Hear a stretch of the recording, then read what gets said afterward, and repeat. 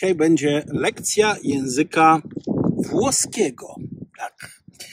Jak przeczytać poprawnie? Jak sądzicie? Karman Gia, tak jak mówimy w Polsce, czy Karman Gia? Otóż tłumaczę. Podobnie jest ze spaghetti. Ta sama zasada. Nie czytamy spaghetti przecież, prawda? Dlatego mówimy Karman Gia. Ciekawa rzecz. Gia to włoska firma, która zajmuje się stylizacją samochodów.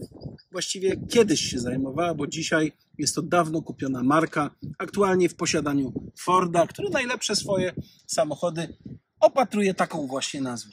Znacznie bardziej istotna jest marka Karman, bo to jest niemiecka firma, która produkowała dachy do garbusów składane do wersji cabrio.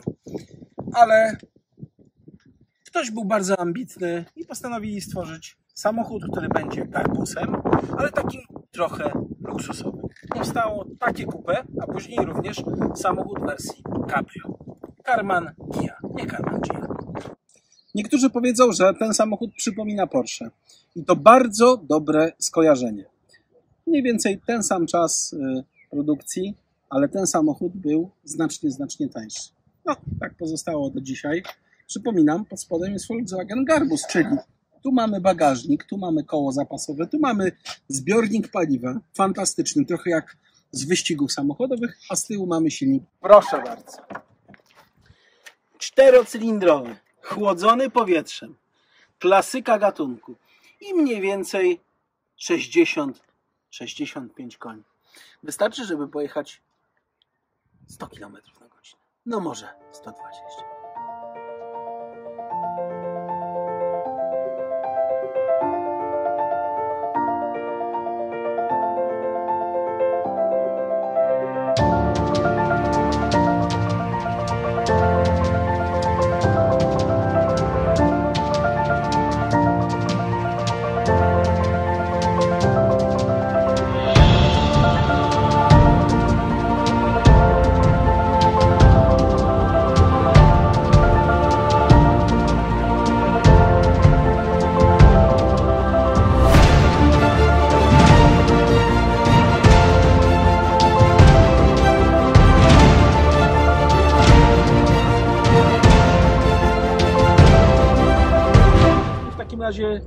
Od jakiego czasu masz ten samochód?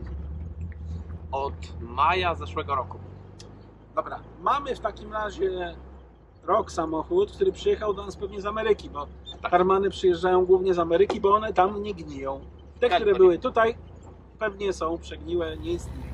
Bez żartów. Przyjechał z Kalifornii, więc suchy, rdzy nie widział i tak dalej, i tak dalej. Rocznik pewnie obstawiam początek lat 70. Dokładnie 71.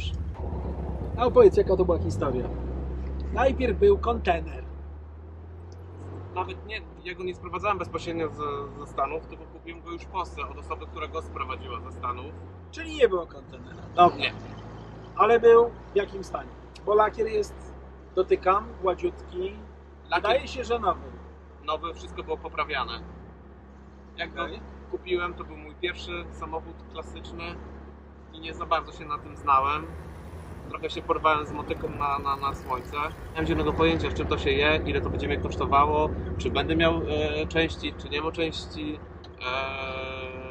czy samochód, który kupiłem, będzie dobrą bazą do restaurowania. No ale z tego wynika, że był dobrą bazą. Był dobrą bazą i też trafiłem do dobrych fachowców, którzy się nim zajęli.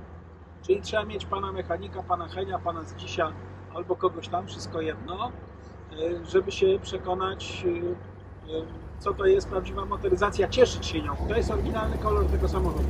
Oryginalny kolor tego samochodu. Czyli nie zmieniałeś i to wnętrze z tym czerwonym skajem też jest tak jak było. Nie, tu nie było, to już jest mój pomysł na ten samochód. No ale wyszło bardzo ładnie. Radio, no widzę, że nie jest z epoki, ale stylizowane. Stylizowane na epokę. Czyli jeżeli ktokolwiek z Was ma oryginalne radio do Karmana, to poprosimy. Może nawet kupimy. Spotyka się takie Karmany, które mają troszkę mocniejsze silniki, są rozwiercone. Twój też jest rozwiercony, ale już tutaj było rozwiercone oryginalnie, czy właśnie Ty to zlecałeś? Nie, to osoba, od której kupowałem ten samochód, rozwierciła ten silnik. A co jest jego największą wadą? Poza tym, że nie jest mój. To znaczy mój. Największą wadą. W sensie prowadzenia. To, że nie ma wspomagania? No, wspomaganie to jedna rzecz. Skrzynia biegów, taka Trochę jak od traktora. dokładnie. To akurat Niemcom nie wyszło. Natomiast brak wspomagania przy tej jeździe, przy takiej prędkości to już nie ma żadnego znaczenia. Dlatego, że tutaj jest prawdopodobnie zębatkowy układ, to nie jest wspomaganie, tylko układ zębatkowy kierowniczy, w związku z tym gładko to wszystko wychodzi. Jak się jedzie tak jak my teraz około 60 na godzinę, dobrze mówię? Tak. Ile mamy? Mamy licznik doskalowany w milach. 40 mil na godzinę to ta kierownica leciutko, ale widzę, że samochód trzyma się jezdni, mimo tego, że jedziemy po dziurawej kaszubskiej drodze.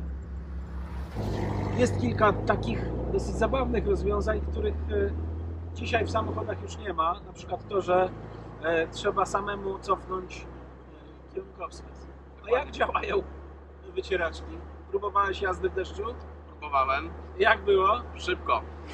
To znaczy szybko... Działa, szybko chodzą. A, 300 na godzinę. Jest to klasyczne auto 2+2. Tak się kiedyś mówiło, czyli tutaj siedzą rodzice, potem z tyłu dzieci. Czyli odległość między oparciem a tylną kanapą to jest o tyleś. Akurat tyle, żeby zmieściły się dzieciaki. Ciekawym rozwiązaniem są światła długie. Przełączane nogą. Nogą. Ciężko w ogóle się do nich dostać. Co jest jeszcze na desce rozdzielczej? Mały kluczyk, taki jak do szafy, za przeproszeniem.